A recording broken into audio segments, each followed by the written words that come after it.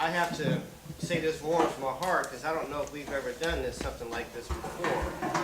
And this is, I can't thank you enough for the men to come together. So why are we here together?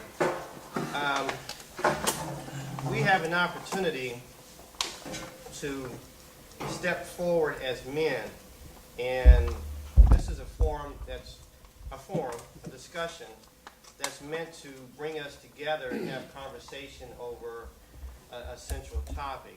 And we do have a very special and gifted presenter today to help conduct the forum, and we certainly appreciate that. And Reverend Lattimore is going to introduce our speaker.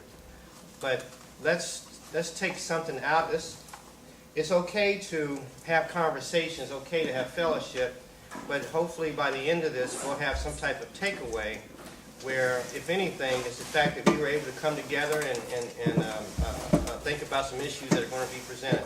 So I will let Reverend Lattimore take this from there. Good morning. Good morning. Good morning.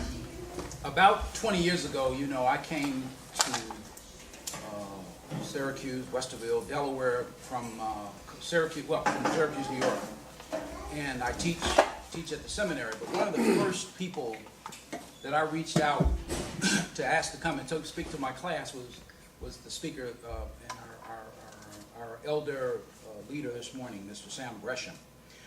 Most of you should know by now that he served for 20 years as CEO and executive director of the Columbus Urban League. He's had a passion for urban planning, urban development for a number of years. He is now, and if you go to the OSU website, you'll find that he has been appointed to lead efforts to address the social, economic, educational needs of African American males as executive director of the Ohio Commission for African American Males, housed at the Ohio State University.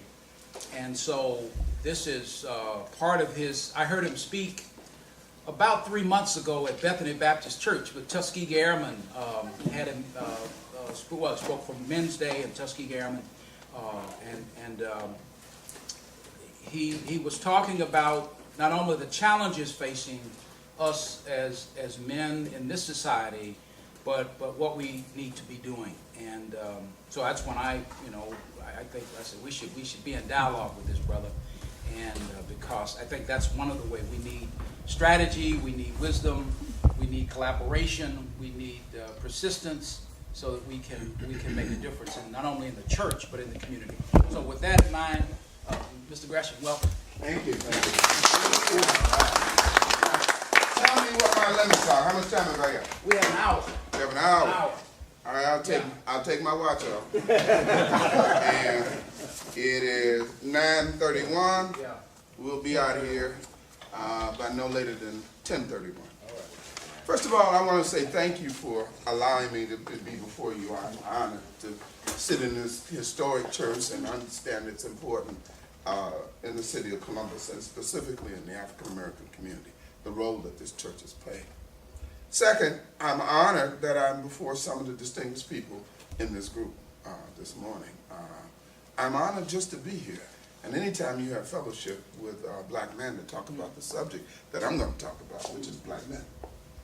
Now, I have to say to you, I don't speak by myself. I speak for Samuel Gresham Sr., who is my father, and I speak for Carrie Gresham, who is my mother, who are sharecroppers from LaFleur County, Mississippi, and who I speak through them as their desires and experience, because I never want to forget that we were sharecroppers. I never want to let other people forget that we were sharecroppers, and that we have survived that experience so we can survive anything.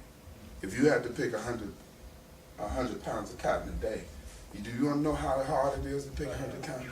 That was your quota every day, 100 pounds of cotton. And we worked as a team to do it.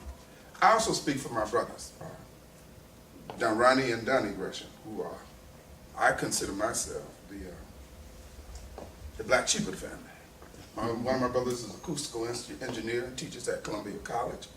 My other brother is an 8-time winning AME news photographer, so I think I'm the black sheep of the family. One of my brothers plays 7 instruments, and he composes music and he produces music, not only run the board. So I think I'm the dumb one of the family. So for some reason, y'all give me all this credit. But they do a lot of things, and I'm very proud to be their brother. I also speak for my 3 sons, Samuel Gresham III, Ryan Edmund Gresham, and Charles Philip Gresham. They are my heart, they are my soul.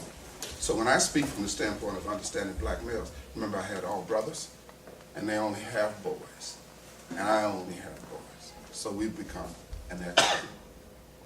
And the topic I want to speak on this morning is we cannot see the forest for the trees. Now, let me repeat. We cannot see the forest for the trees. And sometimes when we, as black men, start out on our journey, we don't understand all the obstacles in front of us. Now, there are 3 topical areas I want to talk about. It's how we see things, the symbolism of black men, the image of black men, and finally, black men and black women. You see some heads, Bob, and black women? Okay. Now, it is interesting how we see things in our community. And again, my theme is, we can't see the forest for the trees. When I go around this state, and I go around this country, and I talk that I'm going to dedicate the latter part of my years to solving problems for African American men and boys, people say, why you want to do that? Because I think it's the heart of the problem in the African American community. If you solve the problem for black males and black boys, you solve the most critical problem in the African American community. And people really don't understand that. Now, let's be honest with ourselves. Women have done well academically, and that has resulted in that they're doing well economically. And the third part is there's a gradual shift in leadership occurring in the African American community. If you go into corporate America, in leadership positions that were once occupied by men, black men in particular, they are now occupied by black women. If you go into educational settings in most cities where you'll find a large African American population, there's a high probability there's an African American female in charge of that school system. And where you can go into family and job services, welfare, whatever you want to call it, you will find African American women running those industries and agencies. So there's a gradual shift going on. And most people have not observed that shift. But when you go to a typical African American college and you see 80% of the students are African American female, only 20% are black males, there is a trickle-up effect as a result of having a like that. When you go to major white institutions, you see the same thing. The graduate programs, the higher you get up in the level of the programs, you see fewer and fewer males. The more PhDs, you see fewer and fewer males. Master's degrees, you see fewer and fewer males in those institutions. Right up the street, Ohio State, I can tell you what the numbers are. They're diminishing. Now that leads us to the question, what's happening? Why aren't black boys going to college? What is it in the image of the black boy, and how does he internalize that image? And how does the social construct that he has to engage himself affects him to such a deleterious effect? Why is it that it has such a deleterious effect on that black male? Why is it that those things happen? Now, it starts on the block. It starts on the block. There's a young lady, if you get a chance to read her book. Her name is Michelle Alexander. She's at the Moritz College of Law. She wrote a book. And her thesis in the book is that incarceration is the new Jim Crow. Did you hear what I just said? Yeah. That incarceration is the new Jim Crow. She said this political and economic system couldn't destroy black men, but the prison system will.